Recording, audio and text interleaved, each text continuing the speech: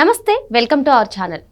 Pastor Praveen Pagadala మరణం పైన ఇటీవల వైసీపీ కార్యకర్త అయినటువంటి జాన్ బెన్నీలింగం ఎటువంటి వ్యాఖ్యలు చేశారో మనకు తెలిసిన విషయమే. మరి ఈ వ్యాఖ్యల పైన అంటే రెచ్చగొట్టే విధంగా ఉన్నాయని చెప్పి ఆయనను విచారణకు హాజరు కమ్మనగా ఆ విచారణలో నేను ఏదో ఆవేశంలో ఇటువంటి వ్యాఖ్యలు చేశాను, కానీ నా దగ్గర ఇది హత్య అని నిరూపించడానికి ఎటువంటి ఆధారాలు లేవని చెప్పి ఆయన చెప్పడం మనం చూసాం. మరి ఆ రోజు రాజమండ్రిలో ఏదైనా ఘర్షణపూరితమైన వాతావరణం సంభవిస్తే మనం ఏ విధంగా చూడాలి, ఇటువంటివన్నీ కూడా తెలుసుకునే ప్రయత్నం చేద్దాం. దీన్ని పూర్తిగా విశ్లేషించడానికి మనతో పాటుగా ఉన్నారు సీనియర్ జర్నలిస్ట్ డివి శ్రీనివాస్ గారు.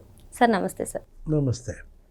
Sir, John బెన్నీలింగం pastor Praveen Pagadala మరణం పైన ఎటువంటి వ్యాఖ్యలు చేశారో మనకు తెలిసిందే సార్. మరి విచారణకు హాజరైనటువంటి ఈయన నేను ఏదో ఆవేశంలో ఇటువంటి వ్యాఖ్యలు చేశాను తప్పిస్తే నా దగ్గర ఎటువంటి ఆధారాలు కూడా లేవు అని చెప్పడం చూసాము. మరి ఏంటి సార్ మొత్తానికి ఆ రోజు ఆయన చేసినటువంటి వ్యాఖ్యలకు రాజమండ్రిలో ఏదైనా జరిగితే ఎవరి బాధ్యులు, ఏమంటారు, మీరేమంటారు సార్? మమ్మల్ని కెలకద్దు, మేము మంచోళ్ళం కాదు, మాకంటే మూర్ఖులు ఎవరు లేరు, బైబిల్ పక్కన పెడితే ఊసకోతే అన్నాడు.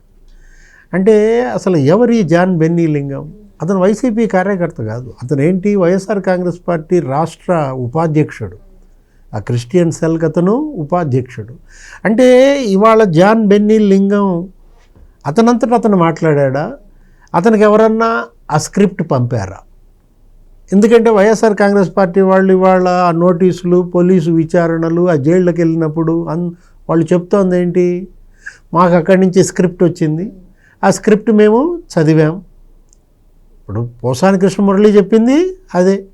అంటే ఇప్పుడు జాన్ బెన్నీలింగంకి స్క్రిప్ట్ ఎవరు పంపారు? ఇప్పుడు సజ్జల రామకృష్ణారెడ్డి పంపారా? తాడేపల్లి ప్యాలెస్ నుంచి వచ్చిన స్క్రిప్టా? ఎందుకంటే అతను జగన్మోహన్ రెడ్డితో ఫోటోలు, అతను అవినాష్ రెడ్డితో ఫోటోలు, లేకపోతే భారతీ మేడంతో అతని ఫోటోలు మనం చూసాం.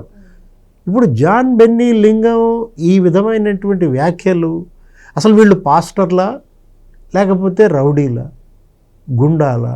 అంటే పాస్టర్ ముసుగేసుకున్నటువంటి వైసీపీ గుండాలు వీళ్ళు అసలు స్లీపర్ సెల్స్గా పనిచేస్తున్నారా ఏంటి?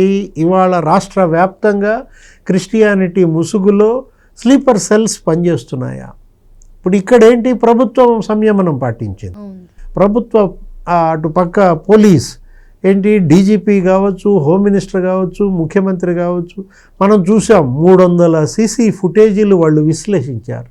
ఇప్పుడు పగడాల ప్రవీణ్ హైదరాబాదులో రోడ్డు మార్గాన బయలుదేరిన దగ్గర నుంచి ఎల్బీ నగర్లో ఏం కొన్నాడు, అక్కడ కీసర టోల్ ప్లాజా అక్కడేం కొన్నాడు, అక్కడ పెట్రోల్ బంక్లో మరి పెట్రోల్ కొట్టించుకునేటప్పుడు అతని పరిస్థితి ఎలా ఉంది, ఎనికేపాడు ఆ ట్రాఫిక్ ఎస్ఐ సుబ్బారావు అతని దగ్గర అతను పడుకోవటం, ఆ పార్కులో 3 గంటలు అతనికి టీ తాగించటం. అంటే ఆ తర్వాత ఏలూరులో మళ్ళీ ఏం కొన్నాడు అంటే విజయవాడ చేరే ముందే అతను 2-3 చోట్ల పడ్డాడు, ఆ హెడ్లైట్ పగిలిపోయింది, ఆ బంపర్ వంగిపోయింది. ఆ తర్వాత మళ్ళీ ఏలూరులో కొన్నాడు. అంటే ఆ బండి కండిషన్లో లేదని, దాన్ని నడిపే డ్రైవర్ కూడా కండిషన్లో లేడని, ఇన్ని మాటు పడతా లేస్తా అతను దీర్ఘ ప్రయాణం చేస్తే రోడ్డు ప్రమాదంలో మరణించాడని ఒక రకంగా అక్కడ అన్ని ఆధారాలు కనపడుతుంటే అది హత్య అని ఎలా వీళ్ళు ఇచ్చారు? అది హత్య అని ఎలా అన్నారు? అంటే నీకేది గుర్తొస్తుంది? వివేకానంద రెడ్డి హత్య. ఆ రోజు సొంత ఇంట్లో వివేకానంద రెడ్డిని కిరాతకంగా 7 గొడ్డలి దెబ్బలు బాత్రూంలో చంపేశారు. దానికి గుండెపోటు అన్నారు. అంటే హత్యని గుండెపోటుని చిత్రిస్తారు, రోడ్డు ప్రమాద మరణాన్ని హత్య అంటారా? అంటే ఎలా వీళ్ళు గేమ్ ఆడుతున్నారు? ఈ క్రిమినల్స్, ఈ మర్డరర్స్, ఈ హంతకులు, ఈ నేరగాళ్ళు ప్రభుత్వంతో ఆడుకుంటున్నారా, ప్రజలతో ఆడుకుంటున్నారా? వీళ్ళు ప్రజలతో ఆడుకుంటున్నట్టుగా కనపడుతోంది. అంటే వివేకానంద రెడ్డిని చంపుతారా?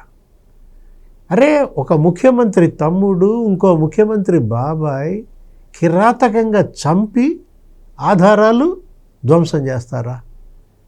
రక్తపు మరకలు తుడిచేస్తారా? గాయాలకి కుట్లేస్తారా?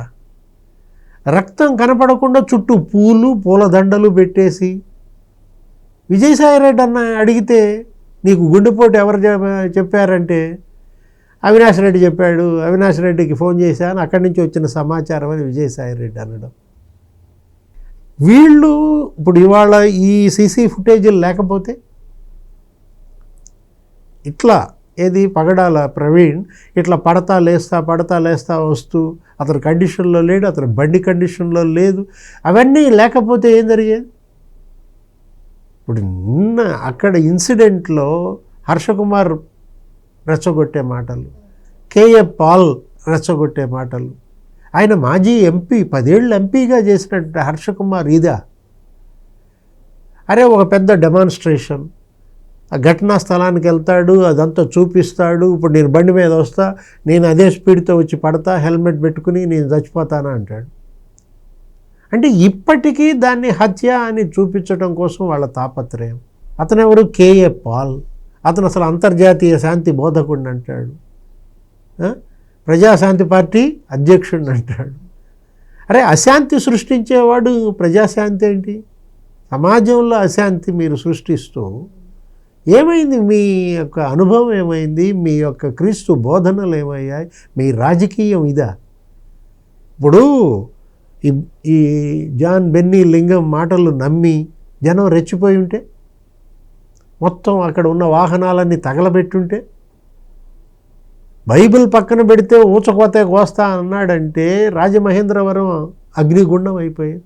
మనం చూసాం, తునిలో కాపులు మీటింగ్ పెడితే అక్కడ రెచ్చగొట్టే ఉపన్యాసాలు ఇలాగే ముద్రగడ పద్మనాభం, అంబటి రాంబాబు అందరినీ రెచ్చగొట్టి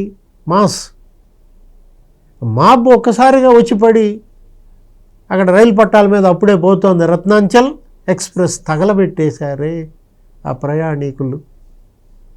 అంటే ఇవాళ ఇది బయటపడ్డాం, ఏది రాజమహేంద్రవరం ఉపద్రవం తప్పింది. రేపేం జరుగుద్దో ఇంకో చోట ఈ ఆధారాలు లేకపోతే? ఇప్పుడు ప్రభుత్వ బాధ్యత అది నిర్వర్తిస్తుంది, ప్రజా బాధ్యత కూడా మనం నిర్వర్తించాలి. ఇలాంటి వాళ్ళ పట్ల అప్రమత్తంగా ఉండాలి. ఇది ఒక సామాజిక బాధ్యతగా తీసుకోవాలి. నీ గ్రామంలో, నీ ఊళ్ళో, నీ ఇంట్లో, నీ సమీపంలో, నీ రోడ్డులో ఏం జరుగుతోంది, ఎవరు ఎలాంటి కుట్రలు మన్నుతున్నారు, ఎప్పటికప్పుడు నువ్వు దాన్ని సమాచారం అందజేయాలి. లేకపోతే నీ రోడ్డు తగలబడిపోద్ది, నీ ఊరు తగలబడిపోద్ది. అట్లాంటి వాళ్ళు వాళ్ళ ఆంధ్రప్రదేశ్లో మరి స్లీపర్ సెల్స్గా పనిచేస్తున్నారు. తస్మాత్ జాగ్రత్త. ఇవాళ అందరూ జాగ్రత్తగా ఉండాల్సిన సందర్భం అన్నమాట. ఒకవైపేమో ముఖ్యమంత్రి చంద్రబాబు, ఉప ముఖ్యమంత్రి పవన్ కళ్యాణ్, లోకేష్ కాలికి బల్పం కట్టుకుని తిరుగుతున్నారు. పరిశ్రమలు తేవాలని, పెట్టుబడులు తేవాలని, యువతకు ఉపాధి కల్పించాలని, వాళ్ళు ఇచ్చిన హామీలు నెరవేర్చాలని, కేంద్రం నుంచి నిధులు రాబట్టాలని వాళ్ళన్ని ప్రయత్నాలు చేస్తుంటే ఇక్కడ ఈ అరాచకాలు చేయటం కోసం స్లీపర్ సెల్స్ను ఉపయోగించి ఈ క్రిమినల్ గ్యాంగ్ అంతా కూడా మరి ఆంధ్రప్రదేశ్ని అరాచక ప్రదేశ్గా చేయాలన్న వాళ్ళ యొక్క కుట్రలు, ఈ కుట్రల బారి నుండి ఈ రాష్ట్రాన్ని ఆ దేవుడే కాపాడాలి. మరి ఇటువంటి వాళ్ళు ఉన్నంతకాలం కూడా తస్మాత్ జాగ్రత్తగా ఉండాలి ఆంధ్రప్రదేశ్లో ఉన్న వాళ్ళందరూ కూడా అని చెప్పి సార్ చెప్తున్నారు. Thank you sir. నమస్తే.